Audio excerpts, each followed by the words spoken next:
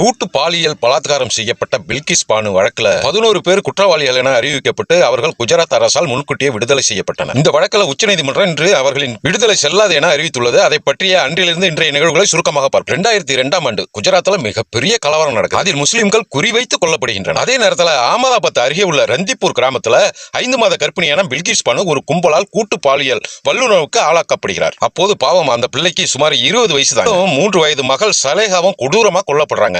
இவங்க 5 மாதம் கர்ப்பிணியாகவும் இருக்காங்க. அந்த நேரத்தில் தான் கும்பலாக திட்டமிட்டு வந்தவர்கள் பாலியல் வல்லுறவு செய்கிறார். பாலியல் வல்லுறவுக்கு பின்னர் அவநம்பிக்கையான நிலையில பில்கிஸ் பானு பக்கத்தில் இருக்கிற மலைப்பகுதிக்கு சென்று தன் உயிரை காப்பாற்றிக் கொள்கிறார். அதன் பிறகு இது பெரும் பிரச்சனையாக உருவெடுக்கிறது. இந்த சம்பவத்திற்கு பிறகு போலீசார் சிலர் பானுவை மிரட்டுறாங்க.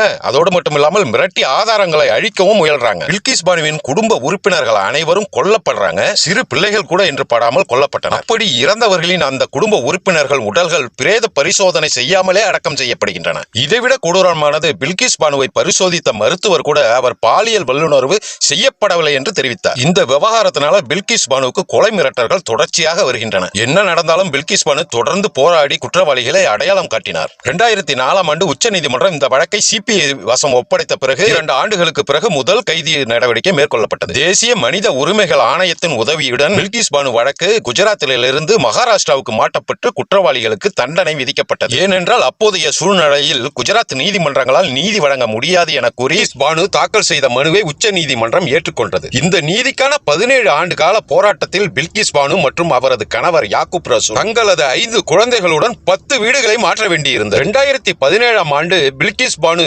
ஊடகங்களுக்கு அளித்த பேட்டியில் காவல்துறையும் அமைப்பும் எப்போதும் தாக்குதல் நடத்துபவர்களை ஆதரித்து செயல்படுகிறது. குஜராத்தில் கூட நாங்கள் வாயை மூடிக்கொண்டு இருக்கிறோம். எங்கள் முகவரியை யாருக்கும் கொடுக்க மாட்டோம் என்று கூறியுள்ளார். பில்கிஸ் பானுவுக்கு பெண் குழந்தைகளாக ஹஜிரா, பாத்திமா, சலேகா என 3 மகள்களும் யாசின் என்ற மகனும் உள்ளனர். தன் கண்முன்னே கொலை செய்யப்பட்ட தனது மூத்த மகள் சலேகா என்ற பெயரை இளைய மகளுக்கு சூட்டியுள்ளார் பில்கிஸ் பானு. இவ்வளவு நெருக்கடிக்கு மத்தியில் தான் தீர்ப்பை தனக்கு சாதகமாக்கினார் பில்கிஸ் பானு. ஜனவரி மாதம் 21ஆம் தேதி 2008ஆம் ஆண்டு மும்பையில் உள்ள சிறப்பு சிபிஐ நீதிமன்றத்தில் பில்கிஸ் பானுவின் 7 குடும்ப உறுப்பினர்களை கொலை செய்துவிட்டு பில்கிஸ் பானுவையும் கூட்டு பாலியல் வல்லுறவு செய்த 11 பேரை குற்றவாளிகள் என்று வரலாற்று தீர்ப்பை அளித்தது. அந்த 11 பேருக்கும் ஆயுள் தண்டனையை விதித்தது.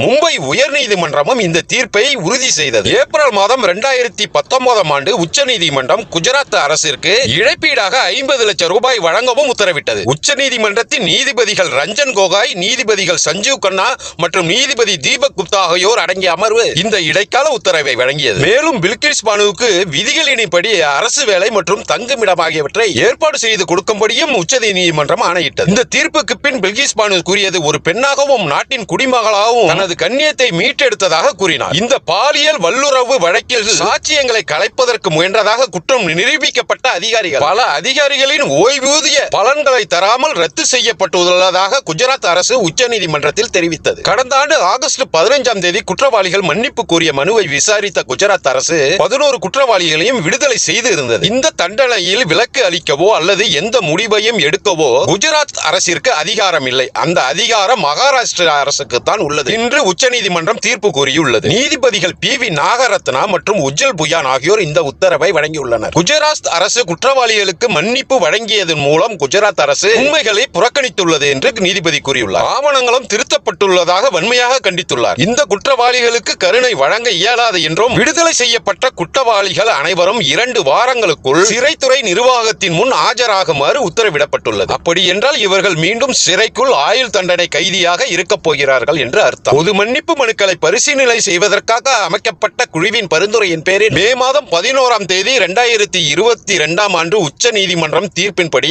பொது மன்னிப்பு வழங்க குஜராத் அரசு முடிவெடுத்து குழுவின் பரிந்துரையின் பேரில் இந்த வழக்கில் தண்டனை பெற்ற அனைவரும் குஜராத் அரசின் பொது மன்னிப்பு குழுக்களின் கீழ் விடுவிக்கப்பட்டனர் என்பது மிகவும் குறிப்பிடத்தக்கது. மன்னிப்பு வழங்கப்பட வேண்டும் என்பதில் ஐயமில்லை. ஆனால் இதை போன்ற பாலியல் வல்லுணர்வு குற்றங்களில் ஈடுபட்டவர்களுக்கு ஒருபோதும் மன்னிப்பை வழங்கக்கூடாது பெரும்பான்மை மக்களின் கருத்தாக இருக்கும் நிலைமையில் உச்ச நீதிமன்றத்தின் தீர்ப்பு மகிழ்ச்சி அளிக்கிறது.